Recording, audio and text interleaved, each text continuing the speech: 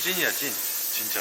어떻게 알아? 아, 나 아까 여기 만약에 안 끊고 그냥 갔으면 눈물을 흘렸을 수도 있어. 약간, 아, 막 물컹물컹 하는 거예요. 그 5벌 정도 평균적인 수리비가 어느 정도 나올까요? 8기통은 1,500에서 2,000 정도? 이거는 얘기해도 되나? 얘기해도 될지 모르겠는데. 알아서 걸르겠습니다. 나는 진짜 이런 분들이 제일 싫어.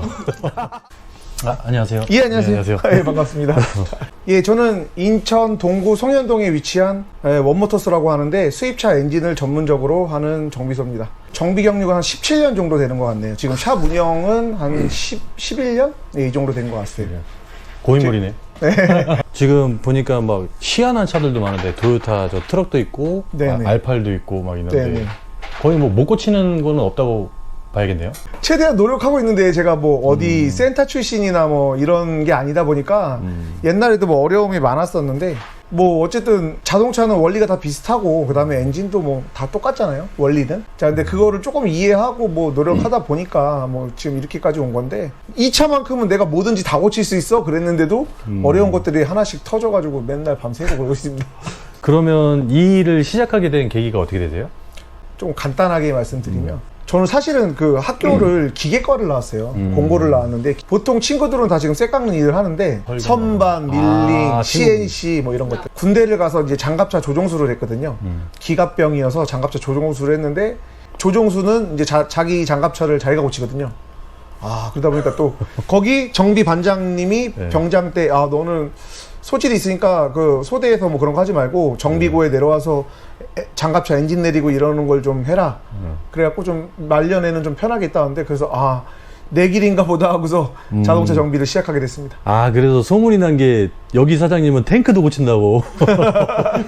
어쨌든 시작한 계기는 그렇게 됐는데 네. 굳이 2년 전에 네. 엔진을 전문으로 해야겠다라고 생각하시는 이유는 뭐예요? 제가 왜 시작하게 됐냐면 약간 틈새 시장? 왜냐면 그러니까 저도 정비를 하면서 카센터에서 할 수 있는 일이 있고 없는 일이 있는데 그 이제 혼자 하시는 카센터 분들이 많아요. 이제 뭐 그분들도 엔진을 못 고치는 게 아닌데 자, 일단 작업 범위가 안 돼요. 그리고 이게 일이 너무 딜레이가 되다 보니까 리프트가 많이 묶여서 그 차를 하나 때문에 다른 일들을 못 보고 그 다음에 그 차가 나중에 문제가 생겼을 때 AS나 그 다음에 뭐 안 잡히는 고장들이 다 나타나서 그걸 잡고 있으면 아무 일을 못 해요. 그러다 보니까 이제 남들이 힘들어하고 어려워하는 거를 틈새를 노려서 제가 이제 그걸 해보면 어떨까. 대량으로. 그죠? 빠른 그렇게 손으로 했었는데 해보니까 너무 힘들어요. 정말 엔진을 올리고서 이상한 증상들이 나타나는 것들이 많아서 그거를 하나하나 해결해 나가는 게 너무 힘들어요. 저 카센터 사장님도 1, 2년 짬밥이 아닐 텐데 안 하는 이유가 있다니까. 그러니까 저는 역발상이라고 생각했냐면은 그러니까 제 주변에는 엔진 개발자 이런 친구들이 있어요. 근데 그 친구들은 이제 진로를 바꿔야 되는 상황이 왔거든요. 연구원들. 차가 생산될 때 엔진이 없이 생산되는 차들이 이제 나오기 시작하니까 저는 아, 역발상이시다 생각했는데 그런 거를 감안하고 저는 이제 뭐 역발상이라기보다는 일단 그게 이제 변해가는 시기가 좀 빨라지기는 하는데 현실에 주어진 것만 몰두를 하다 보면 다른 길이 보인다고 생각을 하거든요. 미리 걱정해봐야 의미가 없다는 거예요. 그때 가서 무슨 만약에 지금 제가 내연기관을 만지지만 그게 다 없어지는데 또 시간이 걸릴 거 아니에요. 10년이든 15년이든. 그러면 내연기관을 없애고서 전기차를 개조하는 사업을 한다든가. 그 지금 독일에서는 이미 하고 있어요. 제가 한 15년 정도면 내연기관 그 정도까지 만질 것 같은데 그 이후에도 제가 차가 계속 좋다고 하면 이제 그런 올드카라든가 이런 거 엔진을 내리고 그 다음에 전기차 개조하는 거, 그 국책 사업으로 해서 전기차 개조하는 그런 것들을 좀 해보고 싶기도 해요. 독일에서 지금 몇 년째 밀려있대요, 그 일이. 개조가. 90 몇 년씩 비틀 이런 거 엔진 내려서 배터리 올리고 모터 올리고 해가지고. 아, 내연기관차를 그냥 아예 전기차로 내리고 아예 전기차로 없애버리고. 바꾸는 사업이. 예, 근데 제가 봤을 때는 이게 뭐 한 대만 성공하면 뭐 크게 어려울 것 같지는 않아요.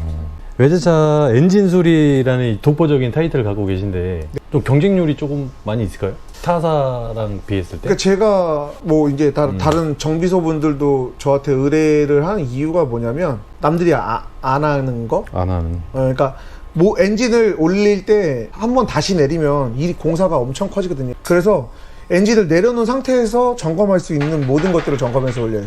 엔진에는 뭐 진공 라인이라든가 액추에이터라든가 뭐 이런 것들이 있는데 V8기통 같은 경우는 공간이 없어서 진단조차 점검조차도 안 돼요.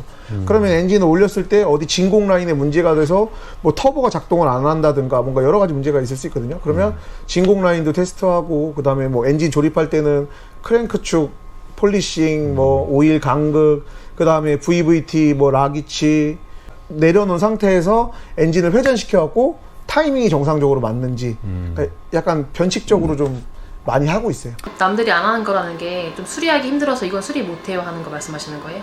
이 단품을 어떻게 테스트를 해야 되는지를 모르는 거죠. 근데 그런 장비도 없는 거고 그거를 이제 나름 머리 써서 이제 장비를 만들어서 테스트를 하나하나 해 나가면서 하는 거니까. 그럼 홍 차장이랑 천적이시네? 왜요? 못 고쳐서 폐차시켜야 되는데. 나는 진짜 이런 분들이 제일 싫어. 뚝딱뚝딱 해보다가 안 되겠다 싶으면 폐차해야 되겠다 하고서 다 전화해야 되는데 다 고쳐내잖아. 다 고쳐버리면 우리는 뭘 먹고 살아. 업무 하시면서 고충 같은 게 좀 있을까요? 일단 뭐 많이 있겠지만 많죠. 저는 지금도 내가 왜 정비를 했을까 맨날 그런 생각을 하는 사람이기 때문에 지금도 너무 힘들고 가장 큰 문제는 일단 인력. 일단 젊은 친구들이 힘들고 그 급여가 사실은 그 처음 시작하는 친구들이 하기에는 많지가 않아요. 일이 좀 지저분하고 맨날 오일 묻고 손해 보면 탁 손톱에 까매요. 그러니까 이제 젊은 친구들이 안 하려 그래요. 그 다음에 초반에 많이 이제 혼나죠.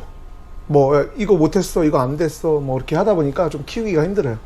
이렇게 양성해 놓으면 이 회사를 위해서 좀 뭔가를 좀 할 수 있겠구나 하면 이제 그렇게 나가든가 샵을 차리든가 하니까 항상 인력난의 문제에 부딪히죠. 근데 이 부분은 어떤 업체를 가든지 똑같은 것 같아요. 우리 회사 같은 경우에도 인력, 사람이 그죠. 없어요. 진짜. 단순 노동이나 뭐 이런 것들은 그냥 누가 와도 금방 하잖아요. 몇 번만 하면. 그렇죠. 근데 이거는 그런 게 아니다 보니까 최소한 한 3년은 해야 그나마 조금. 사람은 기술을 배워야 돼. 갑자기? 근데 여기 수입차 정비라서 부품 같은 것도 엄청 구하기 힘들 것 같은데 그건 아니에요? 부품은 지금은 아마 현대기아차가 더 구하기 힘들걸요? 그 정도예요? 저희 큰아버지 K7 차 키를 분실하셨는데 기아에다 전화했더니 네. 언제 나올지도 모르고 아니 그럼 차를 어떻게 탑니까? 내가 그랬는데 기약이 없어요? 네. 물론 뭐 반도체 대란 뭐 이런 것 때문에 그런다고 하는데 아니 그럼 도대체 차를 어떻게 타라는 거야? 차 키를 분실했는데 어질어질하다 진짜. 정말 여기저기 전화해갖고 구해가지고 하긴 했는데 지금 그 정도예요. 근데 차라리 오히려 수입차가 더 구하기 더 쉬워요. 그럼 수입차 같은 경우에는 부품을 어떻게 수급을 받으세요? 일단은 국내 업체 부품 가게에서 쓰는 것도 있고요. 아니면 해외에서 수입하는 것도 있고요. 그 다음에 또 이제 고충이라고 하면 이제 빵꾸 때우러 왔는데 차가 퍼졌어요. 너네가 고장냈대요. 이런 것들. 뭐 문이 안 닫힌다든가 없지. 그런 것들 때문에 좀 힘들죠. 안 그래도 힘든데. 그런 부분들은 일반 카센터에서도 비일비재로 일어나는 많죠. 문제겠죠. 그렇죠. 네, 그건 어느 정비소나 아마 제가 얘기하는 거는 다 공감하실 거예요. 저희 지난주에 쌍용 서비스센터 갔다 왔거든요. 네. 거긴 쌍용 고객들은 그냥 맡기면 언젠가 수리가 되겠지 하고 포기하고 있는데요. 부품이 안 나와서. 본인들이 아니까. 네. 근데 약간 수입차도 약간 그렇기는 해요. 네, 근데 이제 국내 차량은 무조건 당일 나가야죠. 약간 해외처럼 정비사들 인식이 좋아야 되는데 옛날에는 공부 못하고 할 거 없으면 정비사 한다 그랬거든요. 맞아요. 근데 지금은 못해요. 공부도 해야 되고 머리도 좋아야 돼요. 경험도 많아야 되고. 손재주도 있어야 되고. 그럼 그 일 하시면서 기억에 남는 고객님이 있으실까요? 이걸 얘기해도 되나 모르겠는데 일단 사연이 이게 얼마 안 됐어요. 저분이 이제 제기어를 타고 다니시는데 DPF가 막혔었어요. 제가 DPF를 준비를 해놓고 며칠 뒤에 리프트 비니까 그때 저희 DPF 갈을 테니까 오세요 그랬는데 불이 났어요 차가. DPF 때문에 불이 나고 있는데 그 다급한 상황에서 저한테 전화를 하더라고요. 사장님 큰일 났어요. 차에서 연기가 나요. 근데 진짜 몇 분 만에 전소해버렸어요. 운행 중에? 네? 운행 중에 아니 차 세워 정지돼 있는 상태에서. 주차해놨는데 차주님이? 네. 차가 왔어요. 그래갖고 그 손님이랑 내가 미안하다. 내가 좀 고쳐줬으면 이런 일이 벌어졌을 것 같지가 않은데 내가 연장 잡기가 좀 그렇다. 그렇게 얘기를 했었는데 수리를 했으면 불이 안 났죠. 이제 DPF에 많이 숱이 쌓이다 보니까 그 숱이 이제 DPF 재생하려고 연소를 하다 보면 숱이 너무 많이 쌓이면 발열이 돼요. 그러니까 숯을 원래 태워주잖아요. 그죠. 근데 그게 너무 많이 쌓이다 보니까 발열이 돼서 그 주변 내장재 같은 것들이 불이 붙으면서 이제 전소하는 거예요. 아, 근데 이거- 제규어들이 좀 있어요. 이거 되게 중요하네. 제규어의 그런 게 뭐 고질병 정도? 제규어들이 제가 불이 난 걸 몇 대를 봤어요. 한 4대 정도 본 것 같아요, 지금까지. 그런 고질병 아닌가요? 아, 그렇진 않죠. 한 사람이 내게 맞습니다. 몰아가야 돼. 몰아가야 돼. 고질병이야 이거. 어, 국산차 타시는 분하고 외제차 타시는 분하고 약간 특이점? 제가 10년 넘게 국내 차량을 안 했어요. 마당까지 수입차가 가득 차 있으니까 국산차가 들어오질 않아요. 근데 이제 뭐 회사차라든가 그런 거 뭐 몇 대씩은 뭐 수리를 하는데 뭐 10년 넘게 안 해가지고. 저 궁금한 게 있어요. 저는 차를 진짜 모르는 입장에서 왠지 마당에 수입차가 많으면은 그 정비소는 되게 비싼 곳일 것 같은 느낌. 맞아. 그런 느낌 있어. 근데 그냥 그 차의 부품이 비싸서 비싼 거예요? 아니면은 네. 수입차를 전문으로 하기 때문에 전체적인 공유가 비싼 거예요? 일단 수입차가 작업 난이도가 좀 어려워요. 국내 차량보다. 공간도 좁고 시간도 오래 걸리고 그다음에 부품도 비싸고 그것 때문에 비싼 거예요. 사실은. 그러니까 공임도 좀 비싸고 부품도 비싸고. 부품은 진짜 확실히 많이 비싸요. 정품밖에 안 나오는 것들은 진짜 많이 비싸요. 근데 애프터마켓 제품이 있는 것들은 뭐 진짜 국내 차량보다 더 싼 부품도 있긴 한데 그러니까 저희 폐차장에서도 벤츠 무슨 그 부품을 구하는데 갖고 있어줘서 고맙다고 막 그런 그렇죠. 차주도 있었어요. 그러시면은 이거는 좀 리스토어에 관한 좀 질문인데 네. 만약에 방치 차량을 갖고 오면 딱 봤을 때 엔진 상태를 어느 정도 구분은 할 수 있으신 거죠? 일단 엔진 상태를 구분하려면 크랭킹이 돼야 돼요. 크랭킹.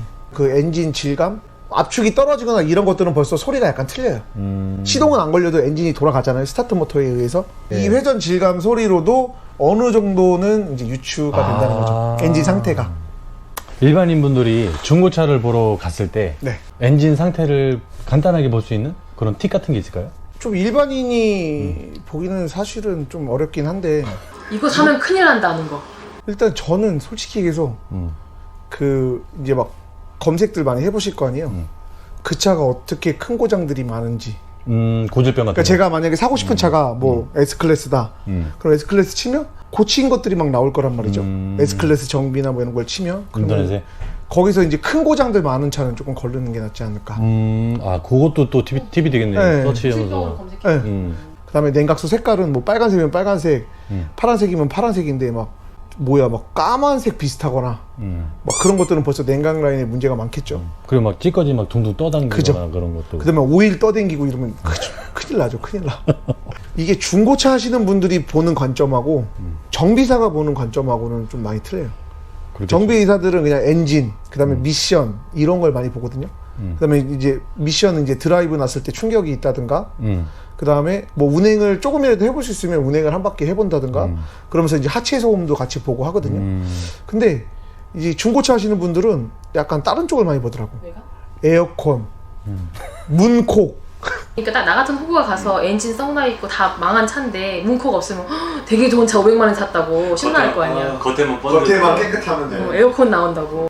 엔진 오버홀이나 엔진 보링을 제가 생각을 했었거든요. 네네. 근데 이 보링하고 엔진 오버홀이랑 이게 어떤 차이가 있어요? 간단하게 설명 좀 부탁드려요. 일단은 오버홀이라는 거는 엔진을 분해했다가 이상이 있는 부품들을 교환하고 수리하는 걸 오버홀이라고 그러고요.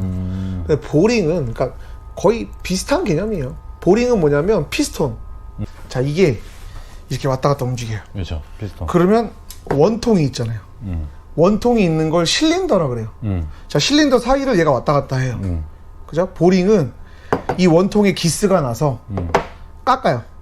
원통을. 연마? 네, 깎아내요. 그럼 깎아내면은 피스톤보다 더 커지잖아요. 그렇죠. 그럼 못 써요. 깎아낸 다음에 이런 원통을 하나 다시 박아요. 이렇게 억지 박음으로 박아요.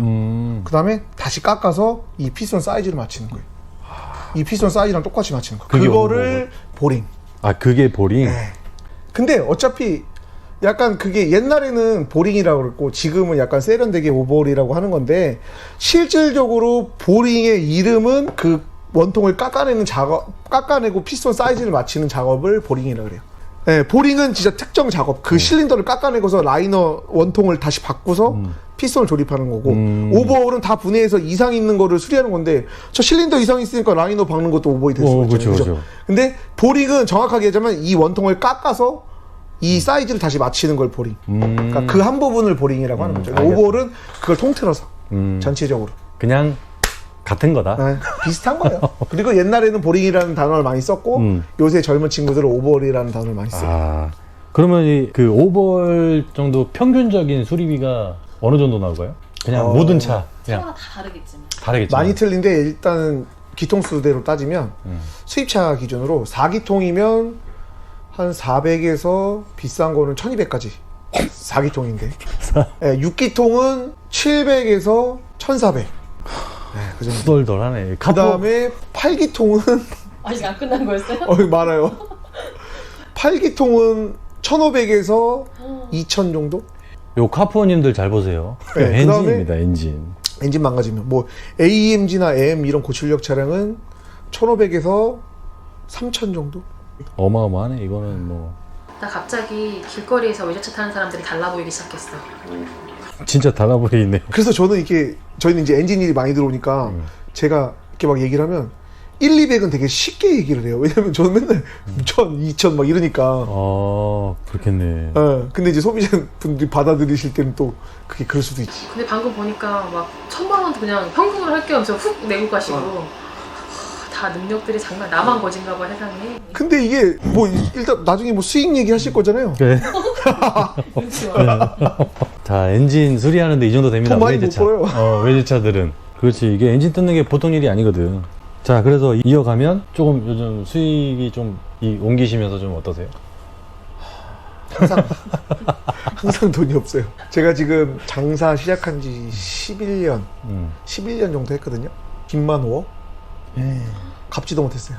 일단 손해본 거는 가게로 옮겨 다니면서. 그럼 권리금도 1억 얼마 들어갔으니까 여기도 한 2억 5천 들어갔어요. 그리고 이 가게를 옮기면 자 권리금은 받을 수 있는데 인테리어 여기 공사하고 이런 거 1억은 없어지는 돈이잖아요. 그리고 심지어는 쫓겨나면 권리금도 못 받잖아요. 1억 5천. 그렇게 몇 군데를 옮겨 다니면서 까먹었어요. 집에서는 안 쫓겨났네요. 집에서 와이프가 그냥 포기했죠. 빚이 5억인데. 열심히 살았으니까 포기했어요. 언젠가 되겠지 이러면서 기다리고 있어요. 호황기 때는 없으셨어요? 잘 보셨을 때. 전 계속 호황이었는데 돈은 없었어요. 아 나만의 만족감이 호황이었다는 거예요. 차는 항상 많았는데 11년 장사하면서 빚만 늘었어요. 마음은 항상 호황기인데 현실적으로는 항상 적자다. 항상 힘들죠. 그러면 마지막으로 이런 뭐 정비업소나 네. 정비사나 뭐 엔진 쪽이면 엔진 쪽, 특히 외제차 경정비를 배우고 싶은 후배님들한테 해주고 싶은 말. 일단 정비 안 했으면 좋겠고요. 일단 정비 진짜 안 했으면 좋겠고 만약 정말 차가 너무 좋아서 한다면 많이 노력하셔야 됩니다.